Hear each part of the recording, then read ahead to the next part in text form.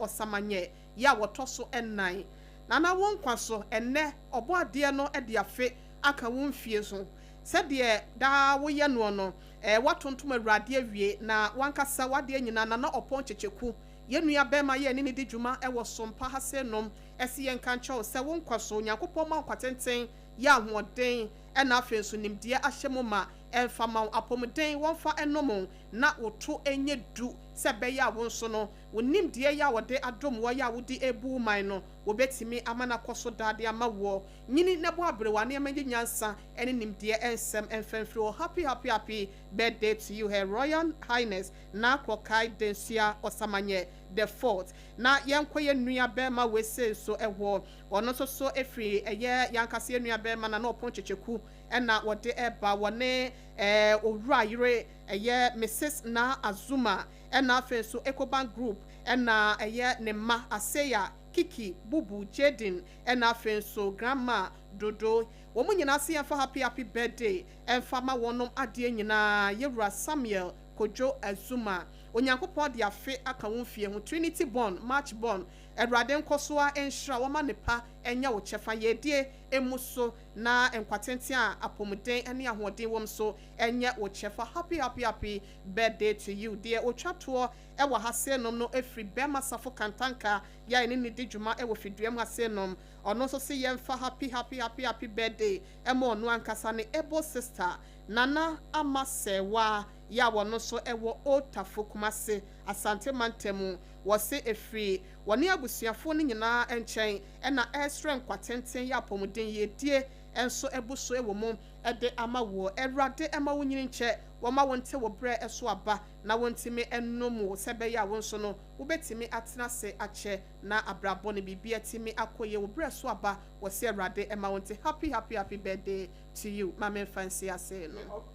Obrempong kan Facebook de no ema ye na omanfo ede omo de aba na afi ye sorry so ye bre no yo so omo de fa Facebook e ba ye no fantastic and ye me ko Facebook is Facebook wo sisi a na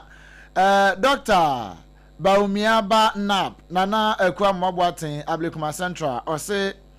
my sympathies to Second Lieutenant Amwakon Akese, your beloved father Nana Oben Akese, a treso Adontin Abontin Domhene of Achem Oda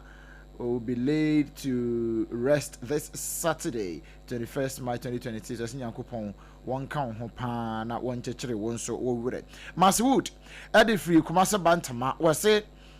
we must be serious as a country. How come should we sit unconcerned for some group of party hooligans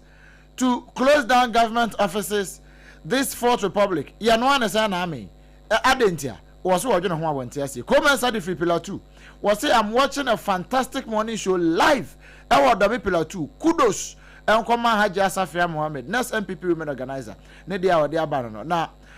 Bismarck na Gazi no na no ponchicheku or say more chips at my program obi wouldn't problem say oduma koma crisp and what they aba so ano only problem Richard Brenim or say good morning Auntie Akosua, thanks for your motivations. Please advise the wives to work on their belly to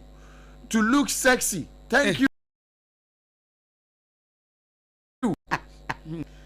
Ethiopia no. Ajudin and Ajumo say President Mahama has acknowledged that even members of his own party may be involved in Galamsey, the destructive illegal mining activity harming our lands, water bodies, and posing serious health risk. Was it a critical question pa and yes busa ban no any money penny na we oyibo boaten wadi free nerebehi and one also anyway ede abawa and watch say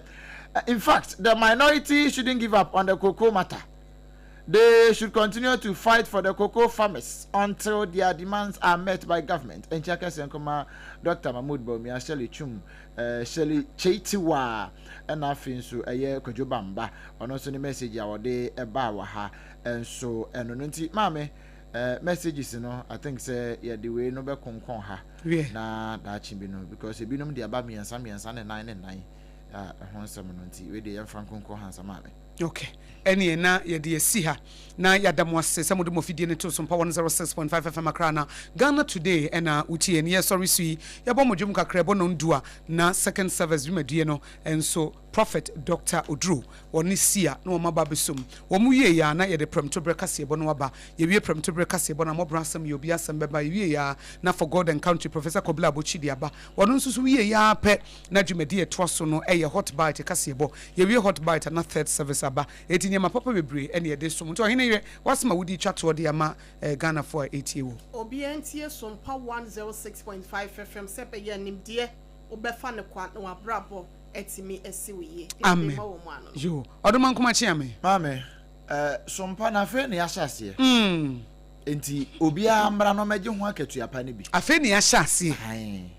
afe ene yashase Sompa pa no afe ne yashase kan no